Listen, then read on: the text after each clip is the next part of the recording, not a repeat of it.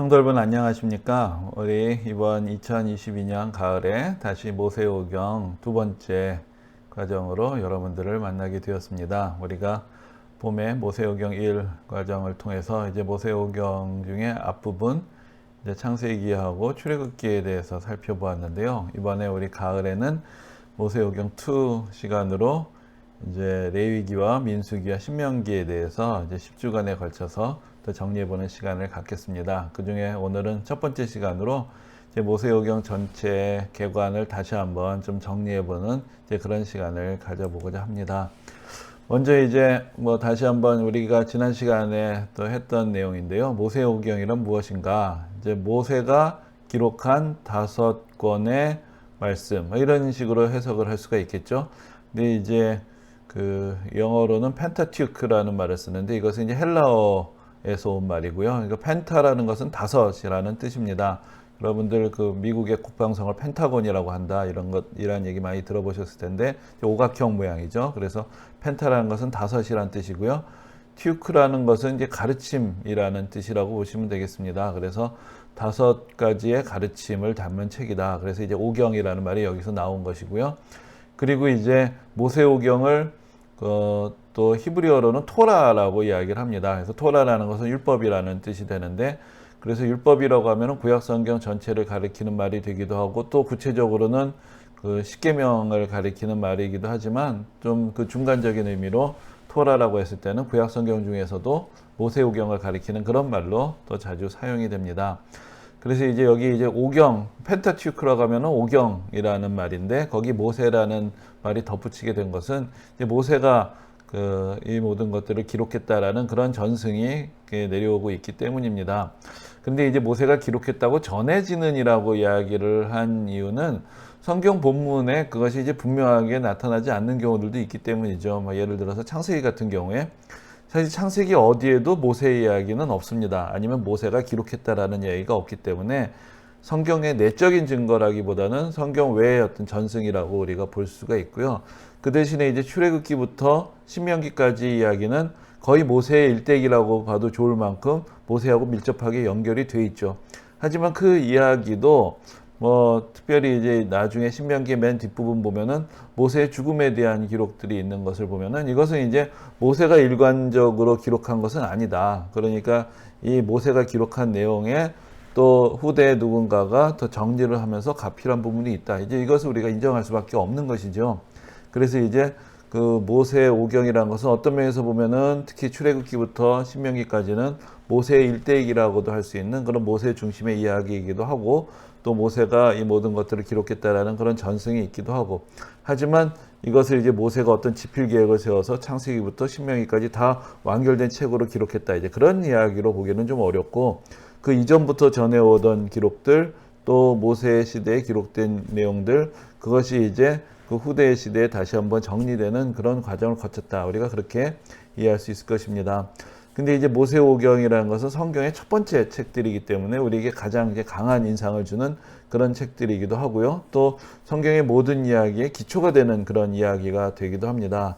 그래서 특별히 이제 창세기 같은 책을 보면은 이 천지가 어떻게 만들어지게 됐는지, 그런데 어떻게 죄가 이 세상에 들어오게 됐는지, 또 죄인된 우리를 구원하시기 위한 하나님의 구원의 역사가 어떻게 시작되었는지, 그 모든 시작에 대한 이야기들이 담겨 있는 것을 볼 수가 있고요.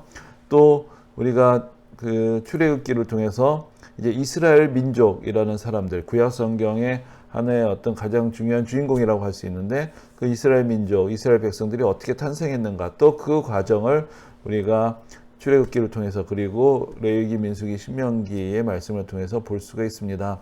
그래서 이제 그 모세의 오경을 잘 이해해야 구약 성경 전체를 우리가 잘 이해할 수가 있고요. 또 구약 성경이라는 배경 안에서 우리가 신약 성경의 말씀을 잘 이해할 수 있기 때문에 그 성경 전체를 이해하는데 매우 핵심적인 이제 그런 책들이라고 할 수가 있습니다. 그래서 구약 성경의 신학과 또 역사관의 기초다, 이렇게 말씀을 드릴 수가 있겠습니다. 이 안에 하나님과 하나님의 백성이 어떻게 관계를 맺는 것인가, 또 이 이후에 역사의 전개가 어떤 방향으로 나아가게 되고 그것을 어떤 기준으로 평가할 수가 있는가, 거기에 대한 말씀들을 우리가 모세오경을 통해서 모두 찾아볼 수가 있습니다. 그래서 이제 모세오경이라고 할 때 이제 5권의 책을 이야기를 하는데요. 우리가 봄에도 한번 살펴보았지만 다시 좀 정리를 해보면은 창세기는 태초에 하나님이 천지를 창조하시니라라는 그런 말씀으로 시작이 됩니다. 그래서 바로 하나님께서 이 세상을 창조하셨던 것, 이 만물의 시작, 이 모든 세상의 또 성경의 모든 이야기의 시작에 대한 그런 말씀을 담고 있고, 또 거기에 더하여서 이제 앞에서 말씀드린 것처럼 이 하나님께서 아름답게 창조하신 세상에 또 죄악이 들어오게 되고, 그러나 또 그 죄악으로부터 우리를 구원하시기 위한 하나님의 구원의 약속, 또 특별히 이제 아브라함으로부터 시작되는 그런 하나님의 구원의 언약이 또 담겨 있는 그런 책이 되기도 합니다. 그래서 이제 창세기, 우리가 지난번에도 말씀을 드렸지만 크게 보면 2가지 부분으로 나눌 수 있는데요. 하나는 창세기 1장부터 시작되는 이야기, 하나님의 천지 창조와 인간의 타락에 대한 기록을 볼 수 있고요. 그래서 이 이야기들은 원역사다. 그러니까 인류 모든 공통의 이야기를 담고 있다라는 면에서 이제 원역사라고 부르고요. 12장부터 그 시작되는 이야기는 거기 이제 아브라함이 등장을 하면서 아브라함과 그의 자손들의 이야기, 이러면서 이제 하나님께서 펼치시는 구원의 역사가 아브라함이란 한 개인을 부르심으로부터 시작돼서 그것이 한 가족의 이야기, 그리고 나중에 한 민족의 이야기로 확장되게 되는 그 흐름의 가장 중요한 단락이 바로 이제 창세기 12장, 그 아브라함을 부르시면서부터 시작되는 것을 봅니다. 그래서 창세기 뒷부분은 아브라함과 이삭과 야곱과 요셉이라는 그런 아브라함과 그의 자손들의 이야기, 우리가 다른 말로 하면 족장들의 이야기가 전개가 되고요. 그리고 이제 출애굽기라는 책은 그 하나님께서 이스라엘 백성들을 애굽의 종되어서부터 건져내어서 하나님의 백성으로 삼으시는 말씀. 그래서 너희는 내 백성이 되고 나는 너희 하나님이 될 것이다 라는 그 약속, 그 시내산에서 이스라엘 백성들과 맺은 그 약속의 말씀이 가장 핵심적인 내용이라고 할 수 있습니다. 여기서 이제 하나님의 백성의 탄생 이야기를 볼 수 있는 것이죠. 그리고 이제 우리가 이번 가을에 좀 더 이제 관심 갖고 보고자 하는 것은 레위기하고 민수기하고 신명기인데요. 이 3가지 책은 사실은 구약 성경에서 제일 읽기 어려운 그런 책이기도 합니다. 특별히 이제 레위기 처음에 제사 이야기부터 나오게 되면은 참 꽉 막히고 성경 좀 읽어 보려다가 대부분 이제 포기하게 되는 데가 바로 레위기다. 뭐 그렇게 이야기들을 많이 하죠. 그런데 이제 레위기라는 책의 핵심이 무엇이냐? 그것은 우리가 이 앞에 출애굽기 이야기하고 연결해서 생각을 해야 되는데, 바로 레위기 19장에 하나님께서 이스라엘 백성들을 향해서 너희는 거룩하라. 이는 나 여호와 너희 하나님이 거룩함이니라 라는 그런 말씀에서 우리가 레위기 전체의 주제를 찾아볼 수 있습니다. 그래서 하나님의 거룩하심을 닮은 하나님의 백성이 된다는 건 무엇인가? 근데 이 하나님의 절대적인 요구 앞에 사실은 너무나 인간은 부족하죠. 그렇기 때문에 인간의 죄를 속하는 제사라는 것이 필요한 것이고, 그래서 하나님의 은혜가 또 우리의 죄를 어떻게 씻으시는지, 또 그러나 그런 우리의 그 인간의 죄악을 씻는 그 구약 성경의 여러 가지 제도라는 것이 또 어떤 한계가 있는지, 그래서 이제 하나님의 온전하신 구원의 역사가 왜 필요한지, 사실 그런 이야기들을 우리는 레위기를 통해서 또 찾아볼 수가 있고, 그래서 레위기는 장차 앞으로 하나님께서 행하실 완전한 구원의 역사, 바로 예수 그리스도의 십자가의 구원의 역사에 대한 하나의 그림자다. 우리가 그렇게 또한 이해를 할 수가 있습니다. 그래서 이 부분에 대해서 우리가 레위기에 대해서 공부를 할 때 조금 더 자세히 알아보겠는데요. 이것이 좀 어렵고 복잡하고 좀 낯선 이야기일 수도 있지만, 그러나 한편으로 레위기야말로 구약 성경의 복음이다. 우리가 죄인이고 하나님의 은혜가 없이는 살아갈 수 없는 존재다라는 것을 가장 잘 아주 시각적으로 드러내주는 그런 책이 레위기라고 할 수가 있습니다. 그리고 이제 민수기라는 책은, 그 민수기라는 책 이름도 사실은 좀 익숙하지가 않죠. 이 민수기란 말은 백성의 숫자를 센다라는 그런 의미를 가지고 있습니다. 근데 사실 민수기라는 책이 바로 광야 생활 40년의 기록 대부분을 담고 있는 책이라고 할 수 있습니다. 그래서 여러 가지 복잡한 내용들이 담겨 있어서 한눈에 이해하기가 쉽지는 않지만, 그러나 민수기의 이야기 안에 이스라엘 백성들이 40년의 광야 생활을 어떻게 보내게 되었는가, 왜 그들이 광야를 방황하게 되었고, 어떻게 또 그 모든 역경을 이겨내면서 또 하나님의 인도하심을 순종하면서 그 광야라는 연단을 보내게 되었는가, 이제 그것들을 민수기라는 책에서 볼 수가 있습니다. 그리고 마지막에 신명기라는 책은 바로 하나님께서 이제 이스라엘 백성들이 광야 생활 거의 끝마치고 이제 요단강만 건너면 가나안 땅으로 들어가게 되는 그 곳에서 지난 시간 하나님께서 베풀어 주신 은혜를 다시 회고하고, 이제 가나안 땅에 들어가면 어떻게 살아야 할 것인가, 이제 그것을 이제 크게 정리해 주시는 이제 그런 말씀이라고 할 수 있겠습니다. 그래서 이 내용들을 조금 더 이제 우리가 좀 정리를 해보면요. 창세기라는 책에서 이제 가장 중요한 것은 바로 천지창조 이야기, 만물의 시작에 대한 이야기라고 할 수가 있겠죠. 그래서 모든 것들이 시작되었던 그 시대의 이야기를 우리에게 알려주면서 이제 성경의 첫 문을 여는 그런 내용이 됩니다. 그런데 하나님께서 이렇게 아름답게 지으신 이 세상에 죄악으로 말미암아서 인간이 타락하게 되었죠. 그러면서 하나님의 영광을 가리게 되었고 하나님의 은혜를 잃어버리게 됩니다. 이제 그런 슬픈 이야기 가운데서 하나님께서 인간을 그냥 버려두지 아니하시고 하나님의 구원의 역사를 시작을 하시죠. 그것이 바로 그 아브라함을 통해서 시작이 됩니다. 그래서 하나님께서 아브라함을 부르시고 이제 아브라함을 통해서 천하만국 모든 백성들에게 복을 주시겠다라는 그런 약속을 하시고 또 아브라함의 자손을 통해서 하나님의 구원의 역사를 이루시겠다라는 그런 언약을 주시는 것. 그것이 이제 또 창세기에서 우리가 빼지 말아야 할 중요한 내용이라고 할 수 있습니다. 그래서 이제 창세기 뒤의 이야기들은 아브라함, 그 다음에 그의 아들 이삭, 또 그의 아들 야곱, 또 그의 12아들들의 이야기로 쭉 이제 이어지는, 그러면서 이 하나님께서 아브라함과 맺으셨던 이 언약이 그의 자녀들의 삶을 통해서 그 가족의 삶을 통해서 어떻게 구체화되는가라는 것을 우리가 보게 되고요. 그러면서 이 민족이, 이 가정이 정말 서로 불화하고 여러 가지 사실은 하나님의 은혜에 합당하지 않은 가족들이지만 그러나 하나님의 은혜로 또 그들 사이에 변화가 일어나고 하나님의 은혜를 구체적으로 경험하게 되는 이제 그런 이야기들을 우리가 보면서 이 모든 것들이 다 하나님의 은혜로 시작이 되었다. 우리가 그것을 알 수 있습니다. 그런데 이제 창세기 마지막 부분에 이제 그 야곱의 아들이었던 요셉이 형들의 시기를 받아서 사실은 그 좋지 않은 이유로 애굽에 내려가게 됐지만 거기서 총리 대신이 되는 놀라운 일이 벌어지게 되고 그래서 모든 가족들이 애굽으로 이주하는 그런 이야기로 끝나게 되죠. 근데 그 이야기가 바로 그 다음에 나오는 출애굽기 이야기의 배경이 됩니다.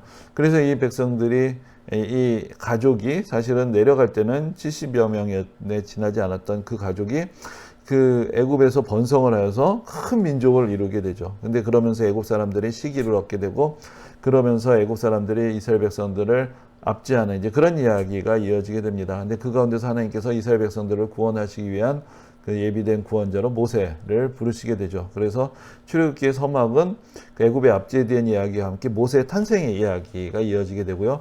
바로 모세가 하나님의 부르심을 받아서 애굽의 바로에게 나아가서 대결을 하고 10가지 재앙을 내리고 그러면서 이제 결국은 애굽의 왕이 항복을 하고 이스라엘 백성들이 애굽으로부터 벗어나는 이제 그런 이야기가 쭉 전개가 됩니다. 그래서 출애굽기라는 이름 자체가 애굽으로부터 탈출하는 이야기다라는 내용이 되는데요.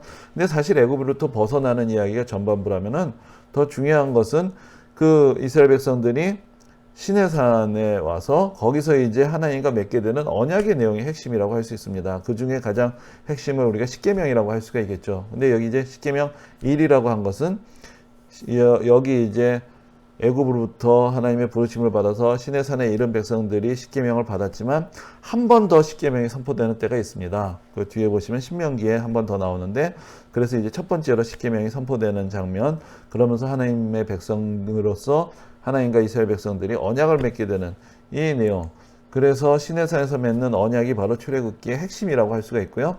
그리고 나서 이제 이어지는 말씀은 이제 하나님의 백성으로서 하나님께 나아가는 길을 하나님께서 열어주시죠. 그래서 성막을 제작해서 봉헌하는 이야기가 또 바로 이어지게 됩니다. 그래서 이제 우리가 그 다음에 나오는 레위기라는 책을 이해하려면 이 이야기, 이 스토리 안에서 이제 우리가 이해하는 것이 중요한데요. 바로 지금 이스라엘 백성들이 그 애굽의 압제를 받다가 거기서부터 벗어나게 되죠. 그래서 모세의 인도를 받아서 시내산이라는 곳에 이르게 됩니다. 이 시내산에 이르러서 하나님과 언약을 맺고 하나님께서 그곳에서 이제 모세를 통해서 성막을 만드는 방법을 알려주시고 그래서 모세가 시내산에서 내려와서 이스라엘 백성들 진 가운데서 바로 하나님께서 말씀하신 대로 성막을 제작을 하게 됩니다. 그래서 하나님께 봉헌을 하죠. 여기까지가 이제 출애굽기 이야기고 그리고 그 성막, 봉헌된 성막에서 하나님께서 모세를 부르십니다. 그래서 이 성막에서 어떻게 하나님께 제사를 지내고 어떻게 하나님을 섬겨야 될 것인가를 쭉 가르쳐 주시는 말씀, 바로 여기서부터 이제 레위기가 시작이 되는 것입니다. 근데 이제 레위기라는 이름은 이스라엘의 12지파 중에 레위 지파가 있죠. 그 레위 지파가 하는 일이 그 하나님을 섬기고 또 성전에서 이 모든 제사와 이런 하나님께 나아가는 모든 규례 이런 부분들을 이게 돕는 역할을 하는 사람들이 레위 지파였고, 그래서 이제 레위기가 그러한 하나님께 나아가는 여러 가지 제사와 또 삶의 모습들을 담고 있기 때문에 레위 지파와 밀접한 관계가 있는 책이다. 그래서 레위기라는 이름으로 이제 불리게 됩니다. 그런데 이제 그 레위기 앞부분에 이제 하나님께서 명하셔서 5가지 제사로 하나님께 나아갈 수 있는 방법들을 우리에게 알려주고 있습니다. 그것이 바로 번제, 소제, 화목제, 속죄제, 속건제라는 5가지 제사가 되는데요. 이 부분이 이제 뭐 사실 우리가 그 성경을 읽을 때 제일 이제 걸림이 되는 어떤, 일단 좀 이해하기도 좀 어렵고 복잡하고 좀 그런 이야기가 됩니다. 그런데 이제 사실 우리 뭐 민족도 사실 얼마 전에 우리가 추석 명절을 치르게 됐는데 그 우리가 믿지 않는 가정들은 지금도 이제 제사를 지내는 이제 그런 가정들이 많이 있죠. 그런데 우리가 전통적으로 지내던 제사라는 것을 보면은 사실은 상당히 많은 제사들을 우리가 가정마다 지냈습니다. 뭐 여러분들 아시겠지만 이것이 바로 어떤 어떤 부모님에 대한 그 어떤 기일에 대한 제사도 사실은 좀 나름 있는 집안들은 4대까지 그 기일마다 제사를 지내기도 하고, 또 그 다음에 또 설날과 추석에 드리는 그런 차례도 있죠. 그러나 이런 가정마다 드리는 또 여러 제사들만 있는 것이 아니라 사실 국가적으로도 수많은 섬기는 귀신들이 있었어요. 사실 유교를 믿었던 이제 조선시대에 사실은 어떤 그 가장 중요한 제사라고 할 수 있는 것이 이제 종묘에 있는, 그러니까 왕의 그 왕조의 조상들에 대한 제사라고 할 수 있는데, 그것만 했던 것이 아니라 뭐 1월 성신에 대한 뭐 제사들, 뭐 여러 가지 땅의 귀신, 하늘의 귀신, 수많은 귀신들에 대한 제사를 사실 조선 왕조가 치렀습니다. 그래서 거기에 대한 복잡한 예법들이 다 전해져 오고 있어요. 우리가 잘 몰라서 그런 것이지, 조선 왕조 500년 동안 완전히 조선이라는 나라는 제사의 나라라고 할 수 있을 만큼 수많은 제사들을 이렇게 지냈던 나라였습니다. 근데 사실은 거기에 비해서 보면은 이스라엘의 제사는 아주 간단해요. 왜냐하면은 하나님 한 분만을 섬기기 때문에 사실은 그렇게 복잡한 제사라고 할 수가 없고, 오히려 우리가 그런 어떤 우리 조상들의 삶, 비록 수백 년 전에 그 이야기하고 비교를 해봐도 이 레위기가 배경이 되기는 수천 년 전에 그 하나님께서 이미 이렇게 간소화된, 뭐 여러분들 어떻게 생각하실지 모르겠지만 간소화된 그런 하나님께 나아갈 수 있는 그런 구체적인 길들을 보여주셨다는 것 자체가 사실은 은혜라고 이야기를 할 수 있습니다. 근데 이제 뭐 자세한 이야기는 우리가 또 다음 시간에 좀 더 살펴보기로 하고요. 근데 이제 이 5가지 제사와 또 제사의 이건 목적에 의한 분류라고 할 수 있고요. 또 제사의 방법에 따른 몇 가지 방법들이 더 나오게 되는데요. 그런 제사에 대한 이야기들이 나오고, 이 제사를 하나님께 드리게 되는 제사장을 위임하는 이야기, 그리고 첫 번째 제사를 드리는 이야기까지가 레위기에 나옵니다. 그러니까 그것이 이제 레위기에 있는 하나의 스토리라고 할 수가 있고요.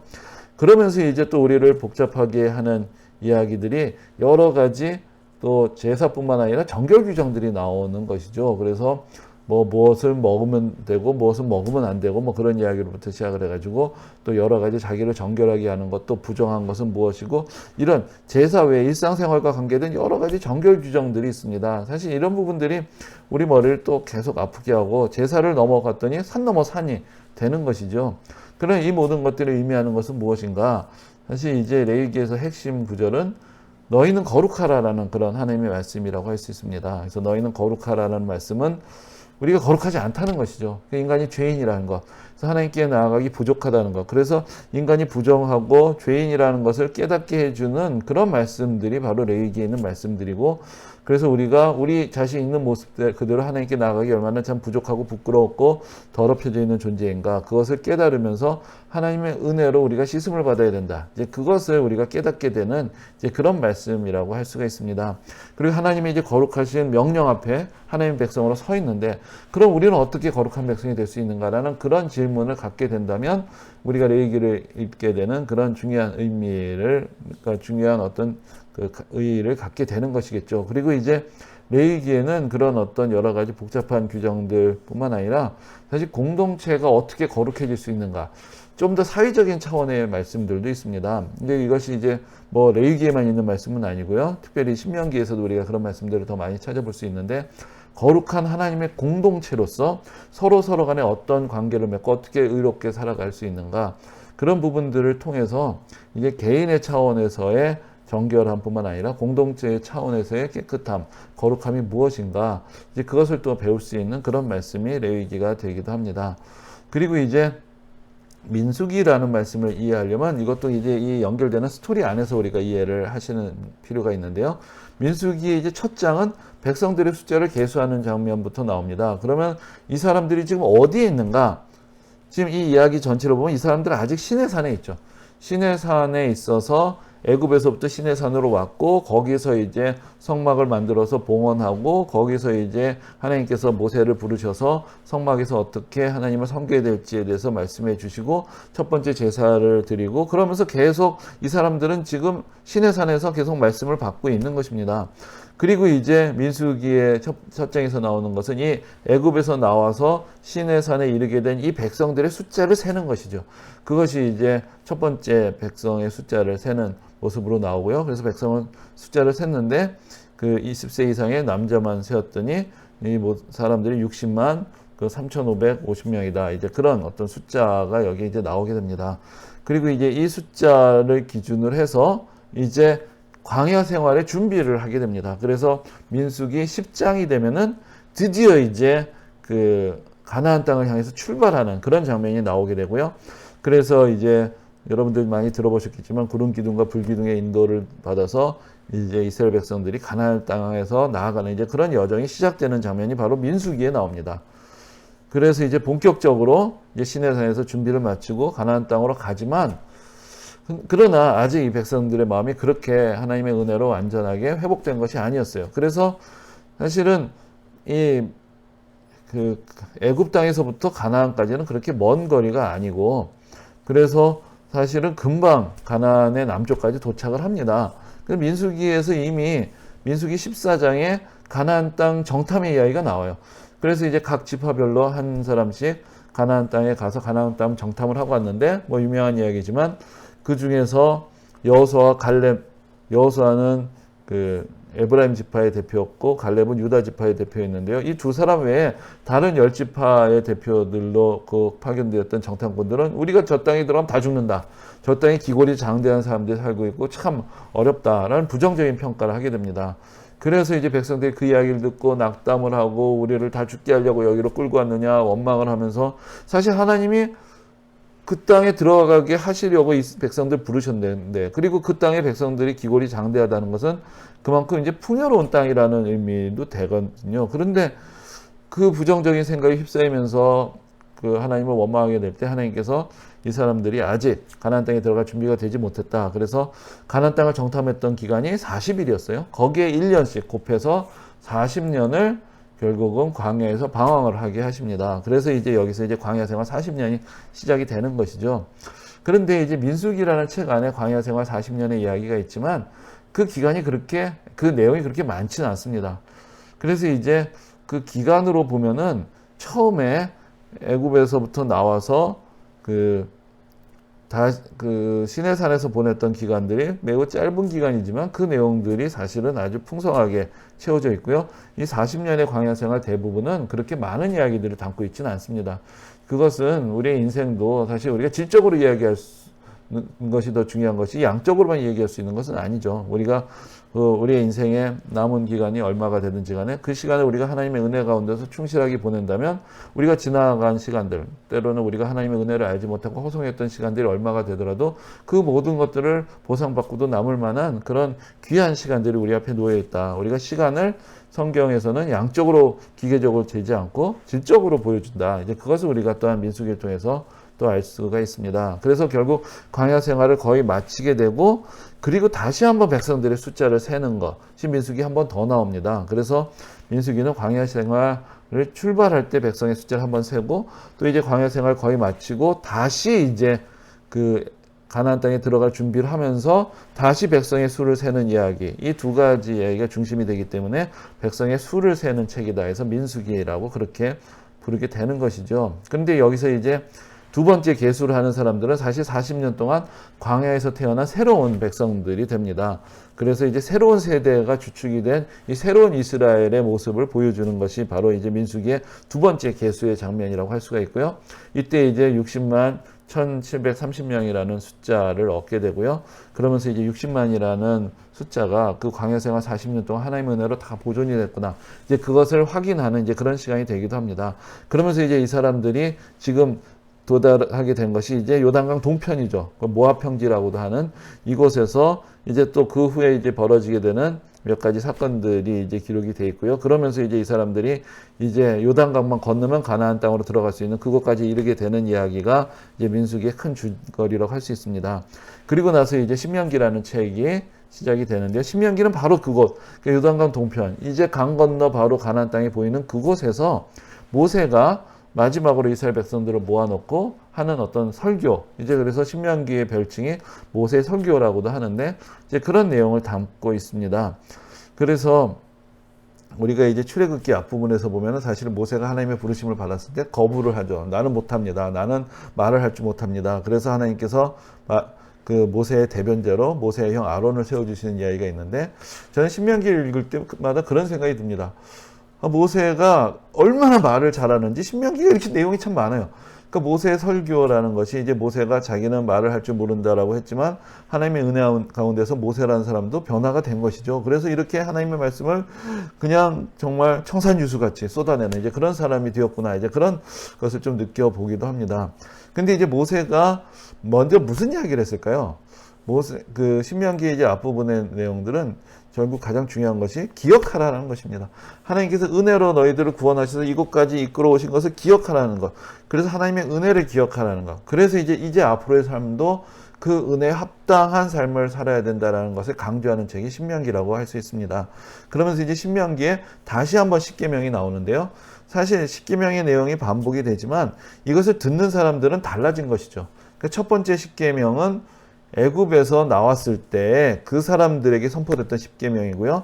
이 두 번째 십계명은 이제 40년의 세월이 지났습니다. 그래서 이제 새로워진 이스라엘, 새로운 세대가 이제 가나안 땅으로 들어갈 준비를 하면서 그 백성들에게 십계명의 말씀을 다시 선포해 주시면서 이전에 하나님께서 주셨던 은혜를 새롭게 갱신하는 이제 그런 의미가 있는 것이죠.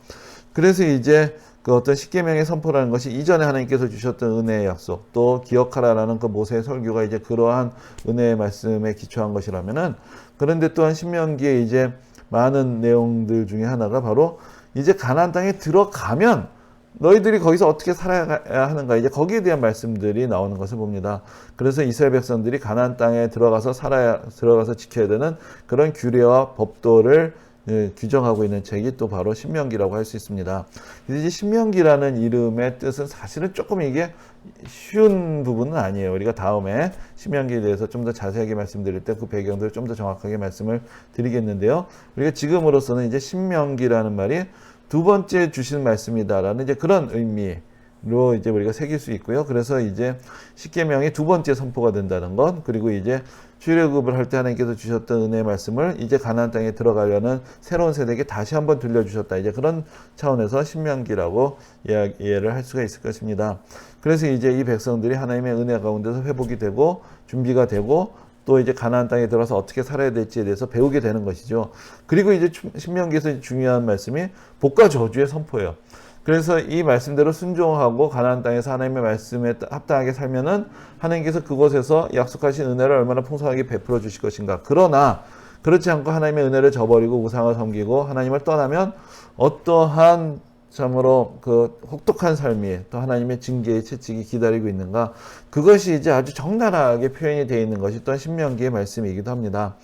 그래서 이제 우리가 앞에서 그런 이야기 잠깐 드렸는데 이 모세오경의 내용이 결국은 하나의 이스라엘 백성들의 어떤 그 미래에 있어서 그 모든 역사를 판단하는 하나의 기준이 된다. 이제 그런 말씀을 드렸는데 바로 이 신명기가 그런 면에서 이제 선지자의 글들하고 연결이 됩니다. 선지자들이 이스라엘 백성들이 하나님을 버리고 또 우상을 섬기고 하나님 말씀대로 순종하지 않고 그런 하나님께서 기뻐하시는 그 사회적인 정의를 실현하지 않고 이제 부정한 불의한 삶을 살 때 이 선지자들이 호소했던 그 근거는 사실은 이 모세오경, 특별히 출애굽기 또 신명기의 말씀들이 있는 것이죠. 그래서 이런 하나님께서 분명하게 보여주신 그 약속의 길을 저버렸을 때 결국 하나님께서 말씀하신 그대로 심판이 임할 수밖에 없다라는 것을 선지자들은 선포를 하는 것입니다. 그러니까 선지자들이 영감을 받고 하나님의 말씀을 전하는 것이지만, 그러나 또한 그들은 이미 기록된 하나님의 말씀에 근거해서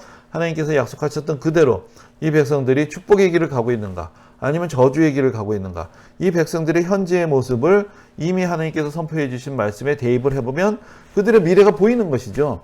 그렇기 때문에 선지자들의 선포라는 것은 이런 신명기와 그 율법의 말씀하고 또 뗄래야 뗄 수 없는 그런 관계를 갖고 있습니다. 그래서 이제 참 안타깝게도요, 그 신명기에 두 가지 길이 나옵니다. 순종했을 때 받을 축복과 불순종했을 때 임하게 될 그런 재앙에 대한 말씀들이 있는데, 어떤 길을 이스라엘 백성들이 따라갔는가? 사실 그 뒤에 이야기들을 보면은 사실 역사서의 이야기가 이 두 번째 길로 가는 그런 참 안타까운 모습을 우리가 보게 되는 것이죠. 그리고 이제 그 이야기들을 마치게 됐을 때 이 신명기 맨 마지막 기록은 앞에서 잠깐 말씀드렸지만 모세의 이야기로 끝납니다. 모세가 자기의 모든 사역을 마치고 120세라는 그런 그 수를 다 누리고 이제 하나님의 부르심을 받아서 그 사명을 다했을 때 이스라엘 백성들 12지파를 축복을 하고 이제 모세가 죽음을 맞이하게 되는 이제 그 이야기까지가 이제 신명기의 기록이 되어 있고, 이렇게 해서 성경, 특히 구약 성경의 이제 그 첫 번째 이야기, 또 가장 중요한 그 어떤 하나의 큰 대단원의 막을 이렇게 내리게 됩니다. 이것이 이제 모세오경의 중요한 내용이고, 특별히 이제 우리가 앞으로 좀 더 공부하게 될 레위기, 민수기, 신명기의 이제 큰 대략적인 내용이라고 할 수가 있고요. 여기 있어서 우리가 이제 앞으로 또 9주에 걸쳐서 조금 더 구체적으로 레위기, 민수기, 신명기의 말씀들을 살펴보도록 하겠습니다. 오늘 첫 시간 함께 해주셔서 감사합니다.